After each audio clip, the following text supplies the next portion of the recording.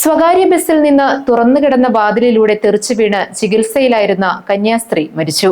Kozhippally SD കോൺവെന്റിലെ sister ഹെയ്സ്ലെറ്റ് ആണ് മരിച്ചത്. വ്യാഴാഴ്ച ഉച്ചകഴിഞ്ഞ് 3-നാണ് സംസ്കാര ചടങ്ങ്.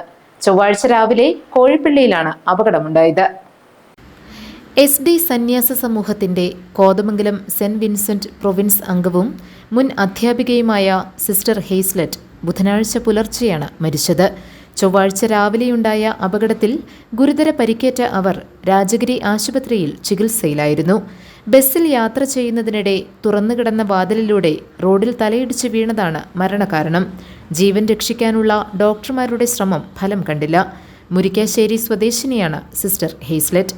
Kothamangalam saint George higher secondary school, Veliyelchal saint Joseph's school, Oonnukal little flower school എന്നിവിടങ്ങളിൽ അധ്യാപികയായിരുന്നിട്ടുണ്ട്.